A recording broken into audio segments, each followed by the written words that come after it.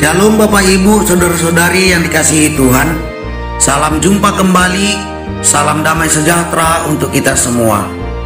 Firman Tuhan yang kita renungkan pada hari ini, Rabu 9 September 2020. Bacaan yang pertama mari kita baca di dalam kitab Yosua 14 ayat 6 sampai 15. Beginilah bunyinya.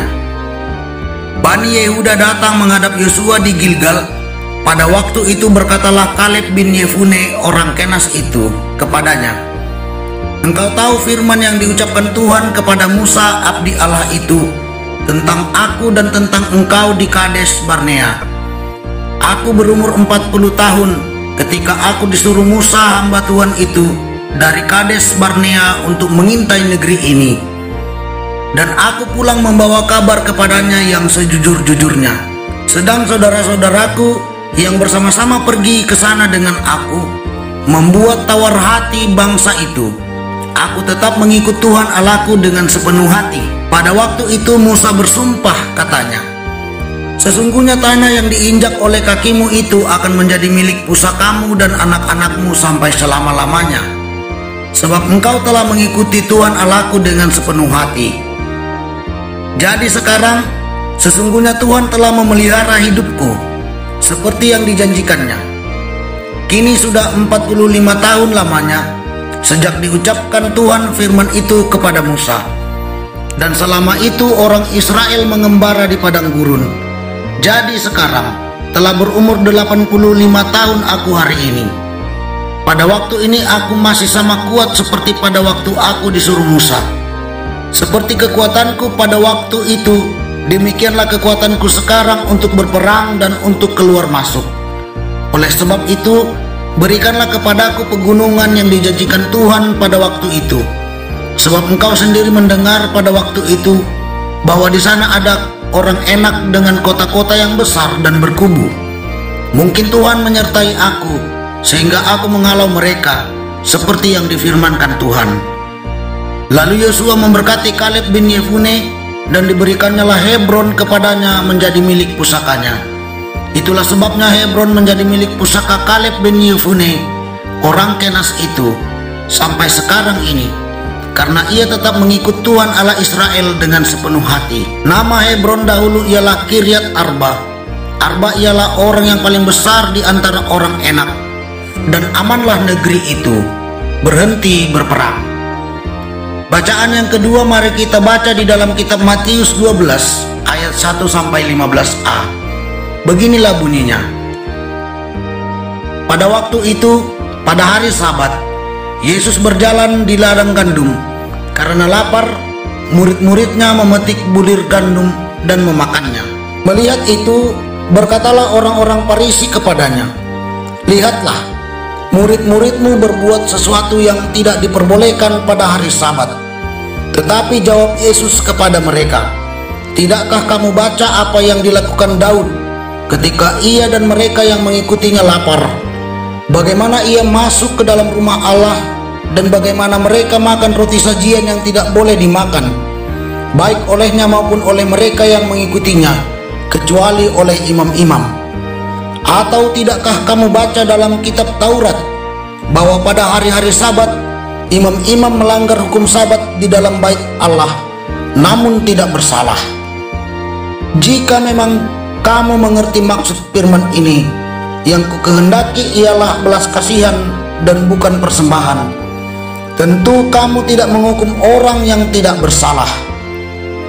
Karena anak manusia adalah Tuhan atas hari Sabat." Setelah pergi dari sana, Yesus masuk ke rumah ibadat mereka. Di situ ada seorang yang mati sebelah tangannya. Mereka bertanya kepadanya, "Bolehkah menyembuhkan orang pada hari Sabat?" Maksud mereka ialah supaya dapat mempersalahkan dia.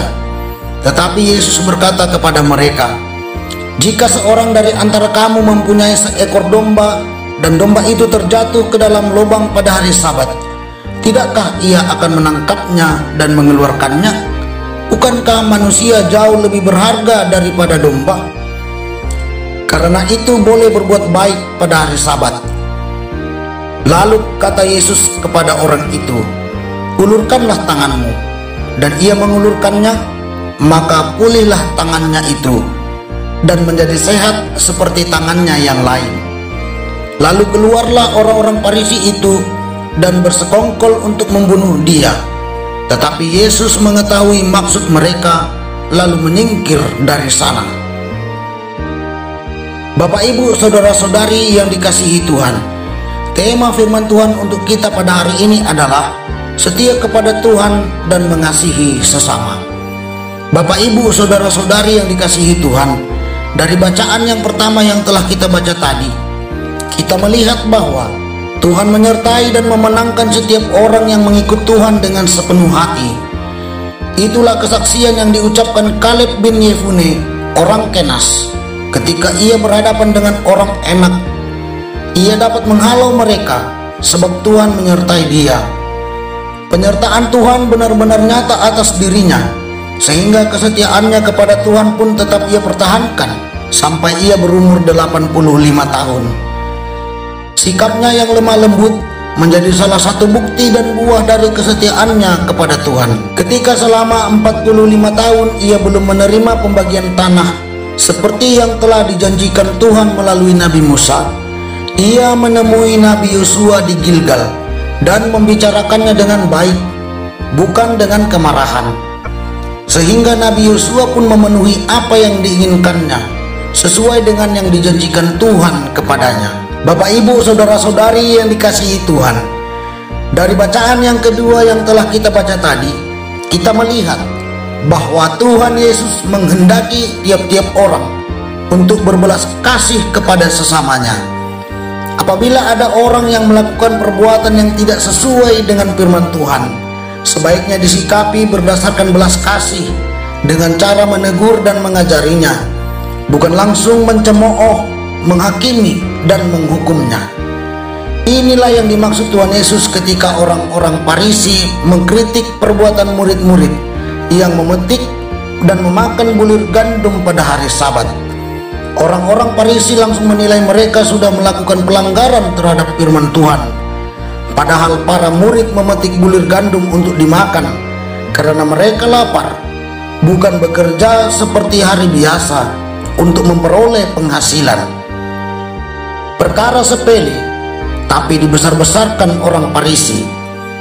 Selain itu, keinginan Tuhan Yesus yang menghendaki tiap-tiap orang untuk berbelas kasih kepada sesama juga terlihat dari perbuatannya yang menyembuhkan orang di rumah ibadat pada hari Sabat.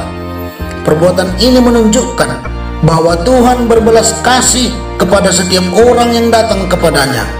Sekalipun orang-orang Farisi mempersoalkan tindakan Tuhan Yesus, tetapi Tuhan Yesus tetap menyembuhkan orang sakit itu. Bapak, Ibu, saudara-saudari yang dikasihi Tuhan, dari penjelasan ini tentu kita dapat memahami apa yang diinginkan Tuhan untuk kita lakukan dalam kehidupan sehari-hari. Tuhan menginginkan kita setia kepadanya sebab Ia baik kepada kita.